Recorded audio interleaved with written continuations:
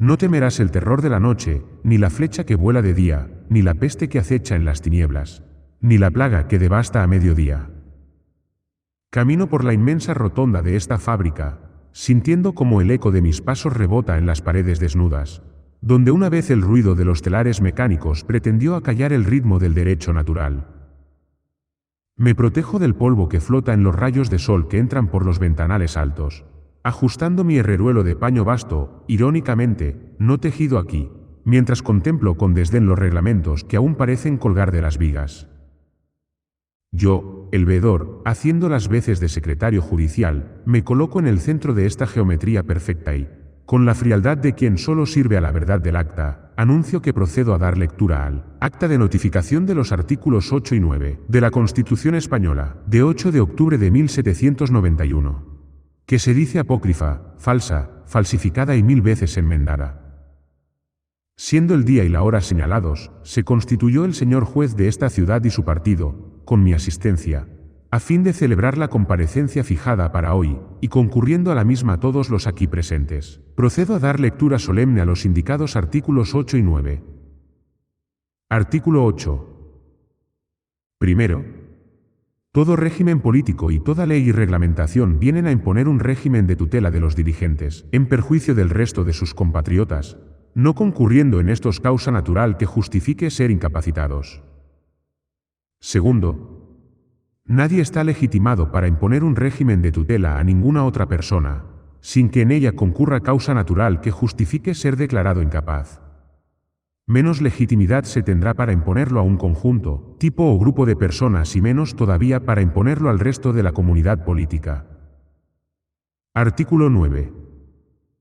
La presente Constitución reconoce que por naturaleza o definición ninguna dirección política ni régimen político, habidos en el pasado, presentes o que puedan darse en el futuro, ni tampoco el que establece la presente Constitución, ni sus dirigentes políticos, gozan ni podrán gozar de legitimidad. Con lo cual se termina la presente, acordando su señoría queden los autos sobre la mesa, para dictar la resolución que proceda, y leída el acta, firman los asistentes con su señoría y conmigo. Ante mí el secretario, que doy fe. Señalo con mi dedo hacia los jardines que rodean este recinto, pues aquí el Estado se soñó jardinero de vidas humanas. Considerad el escenario de este gremio de bañeros. Imaginad a un maestro tejedor de Brihuega que, por herencia de su abuelo, sabe cuando el tinte ha llegado a su punto. Llega entonces un veedor de la Real Fábrica, armado con el artículo 131 de una Constitución positivista, y le anuncia que, para fomentar la industria, su telar queda tutelado. El mando decide por el cuántas pasadas ha de dar la lanzadera y a qué precio debe vender su obra. El tejedor es tratado como un incapaz de regir su propio oficio, por un dirigente que solo entiende de legiferaciones y balances. Esta tutela es el robo del albedrío bajo la máscara del progreso. Niego y rechazo por falso que el dirigente posea una razón superior capaz de diseñar el bienestar colectivo, mediante la regulación de la vida privada. El que sostiene tal engaño intenta controlar una variable inabarcable, la complejidad infinita de la acción humana libre. Pretende que un reglamento redactado en el Congreso de los Diputados puede sustituir al orden espontáneo de una villa pañera. Su diseño opuesto está condenado al fracaso porque confunde la fuerza del mando con la legitimidad del saber. Al imponer una tutela sobre el trabajo y el hogar, el mando solo logra crear una sociedad de pupilos que han olvidado cómo ser personas naturales. ¿Acaso este edificio circular, alzado para encerrar el albedrío de los tejedores bajo el pretexto del fomento industrial, puede ocultar la soberbia de un mando que se cree dueño del sudor ajeno? Si el mando dice que tu vida ha de trazar, es que tu alma y tu oficio quiere confiscar. Que nadie es incapaz por ley ni por bando, si su propio destino viene gobernando. Quien dicta el plan de lo que has de producir, es un usurpador que te quiere destruir. Que la ley es del hombre y de su recto juicio, y la legiferación del mando un soberbio vicio. Me levanto de este atril, señalando con el brazo extendido hacia el horizonte de la Alcarria. La historia de esta fábrica de Brihuega nos enseña que el intervencionismo colbertista es la tumba de la dignidad natural, solo donde se reconoce la nulidad radical de las facultades basadas en la ficción de la tutela, como dicta el artículo 9, ¿Puede la persona natural habitar un derecho que no sea un cálculo de su propia servidumbre? La legiferación es el proceso de incapacitación administrativa. Solo donde el mando reconoce su ilegitimidad de origen, el hombre recupera su condición de persona natural frente al diseño del Estado. Me hallo aquí, en el corazón de Liébana, ajustándome el herreruelo de lana parda. Mientras mis botas resbalan sobre la laja húmeda de este camino que sube hacia los picos. Me detengo ante un tejo centenario, cuya raíz se aferra a la grieta con más derecho que cualquier ley de escribano, y procedo a dictar este parecer desde la ciencia del ser y su naturaleza. Observad el artículo 8 de este cuerpo legal. Es un trueno de verdad en el valle de la servidumbre. ¿Qué aire tan gélido desciende de las cumbres de Áliba, cortando la palabra antes de que el pensamiento pueda siquiera abrigarse? No temerás el terror de la noche, ni la flecha que vuela de día, ni la peste que acecha en las tinieblas, ni la plaga que devasta a mediodía. Me hundo en un estado de honda concentración, señalando con mi dedo hacia los riscos donde el águila vuela sin pedir permiso a la corte. Desde el estudio de lo que el hombre es por definición, os digo que este artículo 8 acierta al denunciar la tutela como una amputación del alma. El ser humano es un ente corporal dotado de un albedrío que no se deja encerrar en un legajo. Pretender que un dirigente posee una luz superior para guiar al compatriota es negar la igualdad de dignidad que el artículo 1.5 declara universal e inviolable. La ley y la reglamentación, tal como las conocemos, actúan como un agrimensor que pretende medir la sombra del espíritu. Se nos dice que somos pupilos, menores de edad perpetuos que requieren de la firma de un tutor para gestionar el pan o el comercio. Pero yo os pregunto, ¿dónde está la causa natural de esa incapacidad? Si el hombre puede dominar sus instintos y regirse por su razón, cualquier régimen que le imponga una tutela en perjuicio de su albedrío no es justicia, sino un acto de fuerza desprovisto de legitimidad. Considerad el ejemplo rústico de la saca de la lana en estos valles lebaniegos. Imaginad a un pastor que ha criado sus ovejas con el saber de las estaciones, conociendo el tiempo exacto del esquilo y la calidad de cada vellón. Llega entonces un comendador de la Real Fábrica con un bando de fomento industrial bajo el brazo. Le ordena que no puede vender su lana al tratante de Castilla, sino que debe entregarla al almacén que el mando ha diseñado por conveniencia política. El pastor es tratado como un incapaz de decidir sobre el fruto de su propio sudor. Se le impone un tutor que jamás ha sentido el tacto de la lana sucia, tratándolo como a un niño que no sabe qué hacer con su haber. El mando invoca una facultad para proteger la industria, cuando en realidad lo que busca es incapacitar el juicio del natural para convertirlo en un siervo del diseño estatal. El gobernante no posee una cualidad ontológica que le autorice a declarar pupilos a sus semejantes. Sostener tal mentira es querer controlar una variable indescifrable, la complejidad infinita de la acción humana libre y la singularidad de cada conciencia. Es pretender que un diseño de mando pueda sustituir al descubrimiento del derecho, que nace de la realidad de los hechos y no de la voluntad del legislador. Tal arquitectura constructivista está condenada al fracaso, porque asume que el pueblo es una masa inerte que debe ser moldeada, cuando la verdad es que el hombre es un ente actuante cuya responsabilidad es personalísima e intransferible. Si el mando dice que al hombre ha de guiar, es que el mando su propia ceguera no quiere mirar. Que nadie es incapaz por ley ni por bando, si su propio destino viene gobernando. Quien dicta la norma creyéndose el centro, olvida que el derecho nace desde adentro. Que el mando es carga y nunca es honor, y el hombre libre su propio señor. Me levanto de esta piedra, sintiendo como el viento me sacude la toga, y señalo hacia la lejanía de Liébana. El artículo 9 es la sentencia definitiva. Ninguna dirección política gozó jamás de legitimidad porque el mando es un hecho de fuerza que la persona física solo tolera en la medida en que se respeten sus derechos más esenciales. Solo donde se reconoce la nulidad radical de la tutela política, puede el ser humano habitar su propia dignidad sin el permiso de un tutor administrativo. El Estado no es el padre de la libertad, sino el administrador sospechoso de una propiedad ajena. La tutela política es la ficción de la incapacidad impuesta por la fuerza. Solo donde se reconoce la ilegitimidad del mando, la persona natural recupera su mayoría de edad inmanente. Me encuentro en el claustro del monasterio de Guadalupe, donde el eco de la sentencia arbitral de 1486 aún parece susurrar la caída de los malos usos señoriales, remensas, cugucias y prime noctis entre otros. Observo, con una mezcla de asombro y vehemencia, los legajos que contienen los artículos 8 y 9 de esta apócrifa Constitución. Me detengo ante el atril, resguardándome del aire serrano que se cuela por los arcos mudéjares, y me dispongo a exponer los cimientos históricos de este pensamiento, que hoy resuena con la fuerza de un descubrimiento forense. Esta declaración de ilegitimidad radical y la denuncia de la tutela política no nacen de un vacío intelectual, sino que beben de la tradición iusnaturalista, que ha buscado durante siglos limitar la soberbia del mando frente a la integridad del hombre. Al contrastar los artículos 8 y 9 con la historia universal del pensamiento, hallamos que la proscripción de la tutela del artículo 8 encuentra su eco más vibrante en la obra de Etienne de la Boétie. En su discurso sobre la servidumbre voluntaria, la Boétie desnudó la ficción del poder. En dicha obra demostró que el régimen de fuerza solo se sostiene por la mansa aceptación de quienes, pudiendo ser libres, se dejan uncir al yugo de una naturaleza artificial. Los artículos 8 y 9 de la apócrifa Constitución de 1791 perfeccionan esta tesis, al declarar que no existe causa natural que justifique tal incapacitación.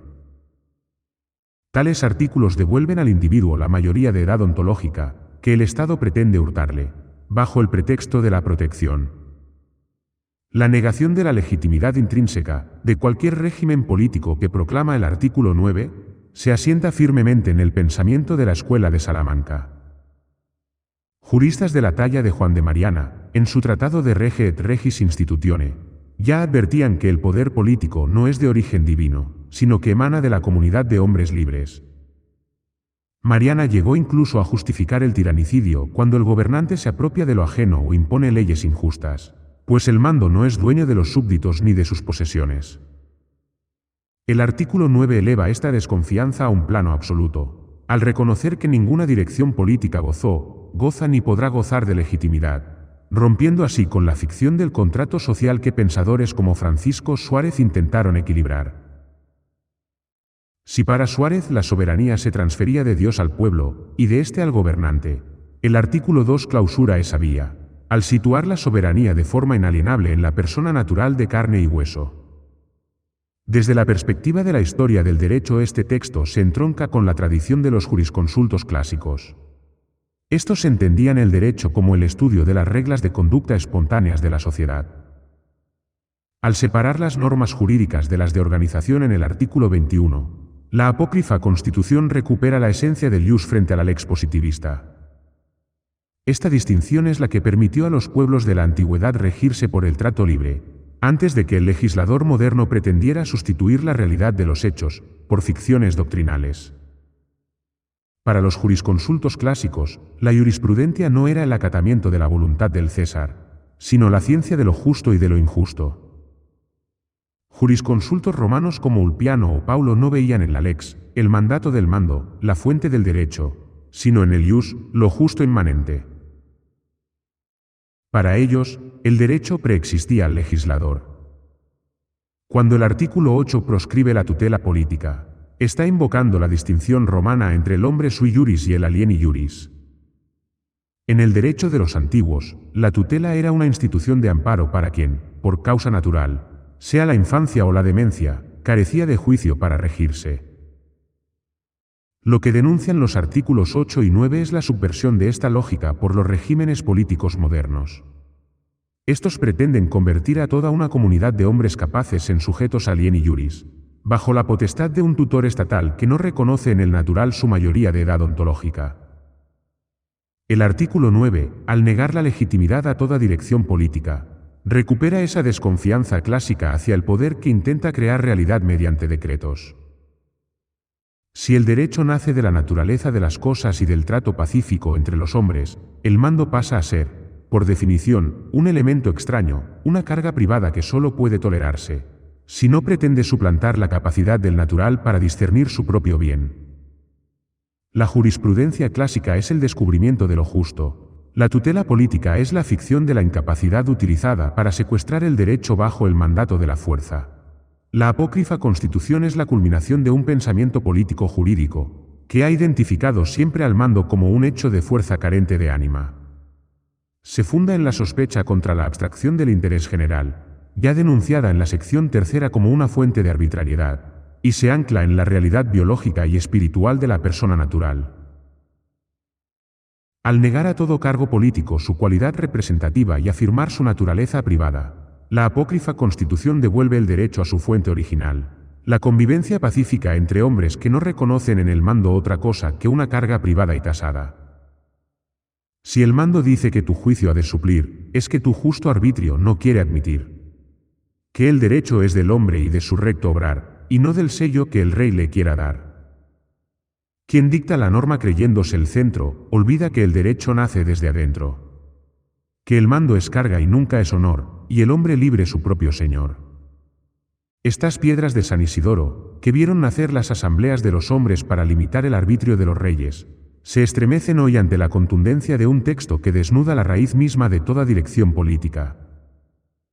Camino con paso lento por el panteón de los reyes, sintiendo el frío secular que emana del granito, mientras mis dedos rozan los relieves que narran la historia de un mando siempre sospechoso. Me detengo ante el atril de piedra, para desentrañar cómo los artículos 8 y 9 actúan como una marea ácida, que disuelve la soberbia de todo el articulado posterior de esta apócrifa Constitución. Observad con atención cómo la declaración de ilegitimidad del artículo 9 transmuta la naturaleza de cada institución descrita en el libro segundo. Lo que en otros textos serían poderes del Estado, aquí quedan reducidos a meras facultades tasadas de gestión de bienes ajenos, tal como dispone la rúbrica de la sección sexta. Al negarse la legitimidad intrínseca a todo régimen, incluido el de la misma apócrifa, el articulado que organiza la Cámara de Legisladores, artículos 165 y siguientes, deja de ser la fuente de la soberanía nacional, para convertirse en un colegio de simples apoderados, sujetos a la revocabilidad y al control judicial constante. La hermenéutica que emana del artículo 9 obliga al intérprete a tratar a los legisladores no como representantes de una voluntad mística, sino como técnicos en el descubrimiento del derecho, ius, que preexiste a su propia existencia. Esta ilegitimidad de origen infecta necesariamente a la jefatura del Estado y al gobierno. Artículos 228 y 241. El rey, definido en el artículo 228 como símbolo de unidad, ve sus funciones sancionadoras supeditadas al deber de no autorizar ninguna norma que pretenda imponer la tutela proscrita por el artículo 8. Si el mando carece de legitimidad propia, entonces el nombramiento de ministros y la dirección de la política nacional, artículos 265 y 266, no son actos de imperio, sino ritos de administración de un condominio donde los propietarios son las personas naturales, y el gobernante un sirviente con contrato a término. El impacto sobre el Poder Judicial, título 4 del libro segundo, es si cabe, más profundo. El juez deja de ser el aplicador mecánico de la lex política, para erigirse en el guardián de la mayoría de edad del compatriota. El artículo 202, que otorga el control de la potestad reglamentaria a los tribunales, debe leerse ahora bajo el prisma del artículo 8. El juez tiene el mandato constitucional de anular cualquier reglamento que, bajo la máscara del bien común o la salud pública, pretenda incapacitar al natural sin causa biológica probada. La ilegitimidad del mando del artículo 9 convierte a la independencia judicial del artículo 203. En la única línea de defensa real de la soberanía inmanente de la persona física, reconocida en el artículo 31.1. Asimismo, las disposiciones sobre Hacienda y tributos, artículos 47 y 47 bis, dejan de ser herramientas de política fiscal para entenderse como límites de defensa contra la agresión. Si el régimen no es legítimo, no puede pretender el señorío sobre la renta de los naturales.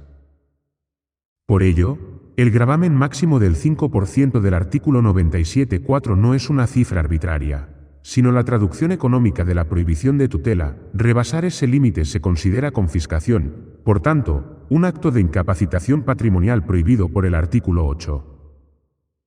El impuesto de transmisiones empresariales único es la única vía de financiación tolerable para la gestión de unos bienes nacionales que el mando solo custodia, pero no posee. Incluso el deber de auxilio, capítulo 9 del libro primero, se ve transformado. Al ser el mando un hecho de fuerza y tutela carente de legitimidad, la provisión de alimentos, salud y cobijo, artículos 118 a 121, se configura como una fraternidad nacional exigible que limita la discrecionalidad del gasto político. El artículo 8 prohíbe que este auxilio se convierta en una red de vasallaje estatal.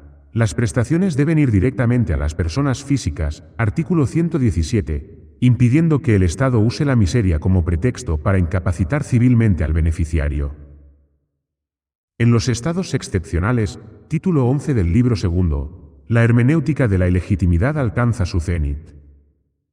El artículo 271 y siguientes regulan la defensa de la nación, pero el artículo 9 advierte que la excepcionalidad no otorga al mando una legitimidad de la que carece en tiempos de paz.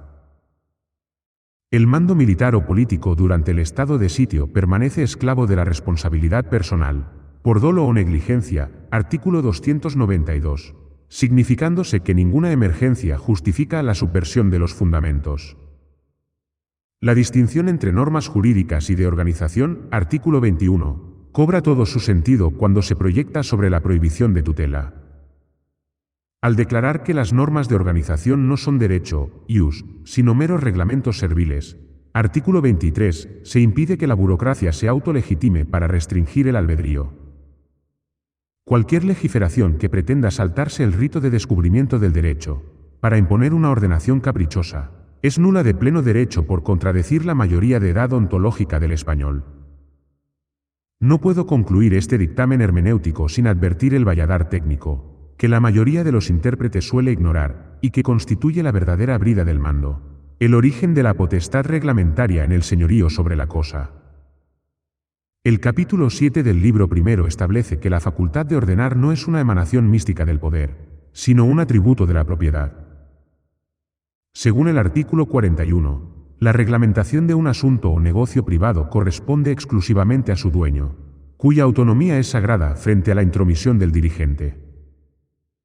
Esta lógica de libertad se extiende a las sociedades y comunidades en los artículos 42 a 44, donde la reglamentación solo nace del pacto unánime de los fundadores o la mayoría absoluta de los copropietarios. Bajo esta luz, la potestad del gobierno sobre los bienes nacionales, recogida en el artículo 47, se transmuta en una mera administración de bienes ajenos supeditada a los límites de ahorro dictados por la Cámara. Este sistema se blinda con el rigor penal de la sección cuarta. El artículo 49 califica como delito grave la usurpación de estas potestades por parte de los cargos políticos. El juez está obligado a perseguir como traición al derecho cualquier intento de legiferación que pretenda vaciar estas reglas para someter el haber privado al capricho administrativo, castigando personalmente incluso a quienes, en órganos colegiados, voten a favor de tal despojo patrimonial. La norma de organización es, por tanto, un siervo de la titularidad real. Y allí donde el mando actúa como dueño de lo que solo custodia, su palabra fenece y su acto es nulidad radical. En conclusión, los artículos 8 y 9 actúan como un cerrojo hermenéutico sobre todo el libro segundo. Despojan a la organización política de su pretensión de ser un fin en sí misma, y la reducen a un estatuto de medios, que son puestos al servicio de la integridad y el albedrío del natural.